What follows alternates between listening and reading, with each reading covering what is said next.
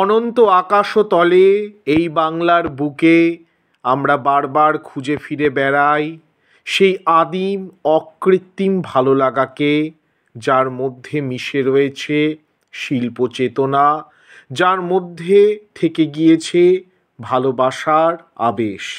প্রথমেই আমরা বিশেষ কৃতজ্ঞতা জ্ঞাপন করব বিশিষ্ট গবেষক আকাশ বিশ্বাস, কারণ তারই দেখানো পথ ধরে আমরা ঘুঘুবেশিয়ায় বিশিষ্ট শিল্পীকে খুঁজে পাই। আবারও ধন্যবাদ আকাশ বিশ্বাস মহাশয়কে। পুতুল নেবে গো পুতুলের আরও একটি পর্বে আপনাদের স্বাগত জানাই। আমরা আজকে গিয়েছিলাম হাওড়ার ঘুঘুবেশিয়া নামে একটি গ্রামে দেখে নিতে সেখানে কেমন ধরনের রানী পুতুল ও মাটির পুতুল তৈরি হচ্ছে। আশা করি আমাদের এই উদ্যোগ আপনাদের ভালো লাগবে। আমাদের এই উদ্যোগ ভালো লেগে থাকলে অবশ্যই লাইক, শেয়ার এবং সাবস্ক্রাইব করে আমাদের মনোবল বৃদ্ধি করুন। নমস্কার, ধন্যবাদ। আমরা আজকে চলে এসেছি হাওড়া জেলার বড় ঘুঘুবেশিয়া টুম্পা পালের কাছে। শিল্পী বহু দশক ধরে মাটির পুতুল, বিশেষ করে রানী পুতুল এবং টেপা পুতুল তো ওটা বানিয়ে চলেছেন। দিদি ক বছর ধরে বানাচ্ছেন মাটির পুতুল? 20 বছর। দিদির এখন বয়স কত হলো? আমার এখন 39 বছর বয়স। আর দিদি কাজ কার কাছ থেকে শিখেছেন পুতুল? আমার মা বাবাও করতো, যে মা বাবার থেকেও শেখা। আচ্ছা আচ্ছা। আর আপনার বাড়ি মানে শ্বশুর বাড়ির লোকেরাও করতো? আপনার ভাসুরের প্রসঙ্গ বললেন, ওনার নাম?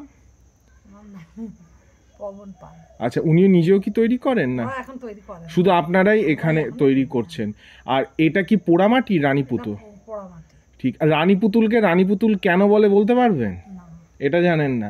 আর কোন কোন মেলায় বসেন আপনি মূলত? আমাদের এই দামন সাহেবের মেলাতেই বসা হয়। মানে যেটা দেওয়ানতলায় যে মেলাটা বসা হয়, পয়লা মাঘ থেকে বসেন না পৌষ সংক্রান্তি থেকে বসেন? পয়লা মাঘ থেকে বসা হয়। পয়লা মাঘ থেকে বসা হয়। কতদিন থাকে মেলাটা? 5 দিন। 5 দিন। আর আপনারা কি রথ এবং চড়কের মেলায় বসেন? শুধু ওই একটা মেলার জন্যই পুতুলগুলো তৈরি করে? তাহলে বাকি 12 মাস চলে কি করে? কোনো রকম চলে, আর কি করবো। আচ্ছা।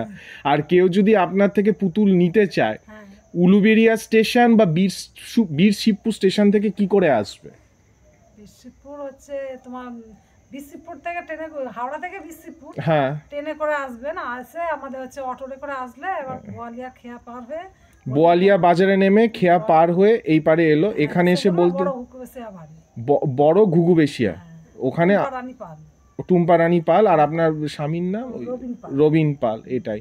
আর পরবর্তী প্রজন্ম শিখছে না, আর কেউ শিখছে না, মানে ছেলে মেয়ে নাতি নাতনি কেউ শিখছে না? এখনো পর্যন্ত। বুঝতে পেরেছি। আর চাহিদা আগের তুলনায় কেমন আছে? এখন খুবই ভালো, মানে এখন ভালো। আর আমি প্রচুর কারুকার্য করেছেন, আগে কিন্তু এত কারুকার্য ছিল না, সেই বিষয়টা যদি বলে।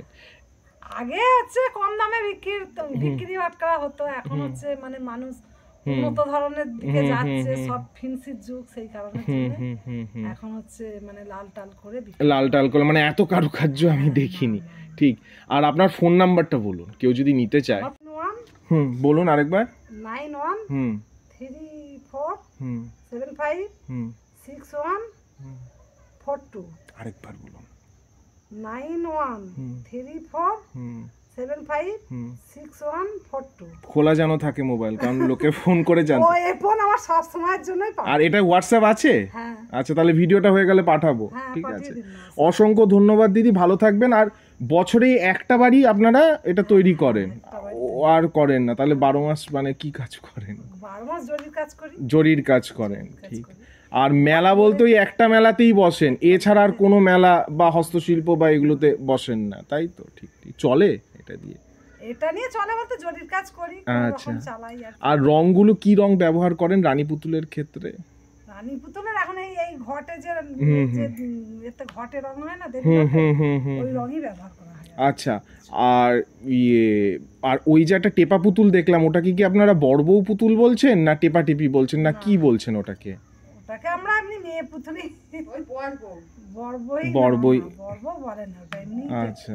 কারণ শিংটা যদি উঁচু থাকে তাহলে সেটা বড় হয়ে যাচ্ছে, এটা যদি খোপার মতন থাকে তাহলে সেটা মেয়ে। একটাই আছে। আচ্ছা, ওটা হাতে টিপে। এবছর কটা রানী পুতুল বানিয়েছেন? ওই ওই তো 2 রকমের, আর দুটো টেপা পুতুল 3-4 সাইজ হয়েছে। আচ্ছা, আর রানীটা ক সাইজ হয়েছে? 2 সাইজ, একটা বড় একটা ছোট দেখলাম, একটা মুকুট পরা একটা মুকুট ছাড়া। এটাই, অসংখ্য ধন্যবাদ দিদি, ভালো থাকবেন। হাওড়া জেলার বিভিন্ন প্রান্তে রানী পুতুল তৈরি হয়। মূলত গ্রামীণ হাওড়ায় এই রানী পুতুলের ধারা আজও বহমান রয়েছে এবং খুব সংগ্রাম করে প্রতিকূল পরিস্থিতির মধ্যে এই বাংলার যে ঐতিহ্য তাকে ধরে রেখেছেন শিল্পীরা। পরবর্তী প্রজন্ম শিখছে না, ফলে এই পুতুলগুলোর ভবিষ্যৎ কি হবে, এই পুতুলগুলোর ঐতিহ্য আর কতদিনই বা টিকে থাকবে, সেটা নিয়ে উঠে যাচ্ছে একটা বড়সড় প্রশ্নচিহ্ন। শিল্পী রানী পুতুল ছাড়াও এই টেপা শ্রেণীর পুতুল তৈরি করে থাকেন। আমরা টেপা শ্রেণীর পুতুল কিন্তু হাওড়া জেলার বিভিন্ন প্রান্তে আমরা দেখেছি এবং সেটা নিয়ে ব্লগও হয়েছে, যেরকম উদয়নারায়ণপুর রয়েছে, ঝিকিরা রয়েছে, পাতিহাল রয়েছে।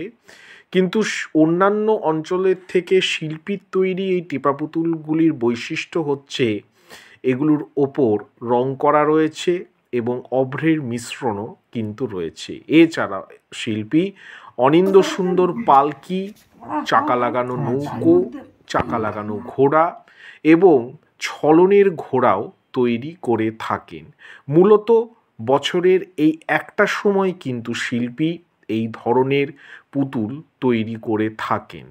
শিল্পীর বাড়ির প্রায় 3 দিকেই ধান ক্ষেত এবং একটা খুব সুন্দর পরিবেশের মধ্যে, উঠোনের মধ্যে বসে শিল্পী আজও এই শিল্পধারাকে বাংলার বুকে এগিয়ে নিয়ে চলেছেন। আশা করি আজকের এই উদ্যোগ আপনাদের ভালো লাগবে।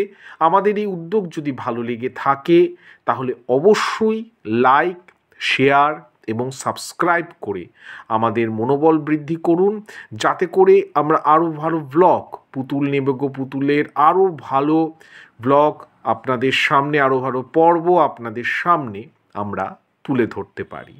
আবারও হৃদয়ের অন্তঃস্থল থেকে নমস্কার, ধন্যবাদ।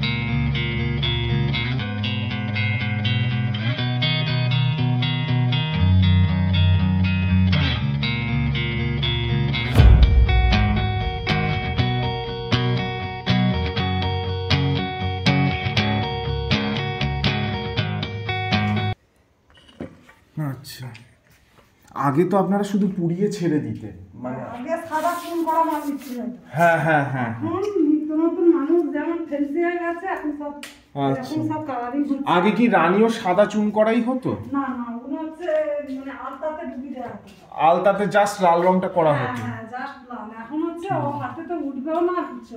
হ্যাঁ হ্যাঁ হ্যাঁ, অনবদ্য বানিয়েছে। জানুয়ারি শীত জানিয়ে দিচ্ছিল যে দিন শেষ হয়ে আসছে, এবার আমাদের ফিরতে হবে। কিন্তু ফিরতে মনটা চাইছিল না, কারণ এই অনিন্দ শিল্প সম্ভারের দেখা প্রতিদিন তো পাওয়া যায় না। আশা করি এই গ্রাম বাংলার বুকের অনিন্দ সুন্দর মাধুর্য আপনাদের মনকে আকৃষ্ট করেছে।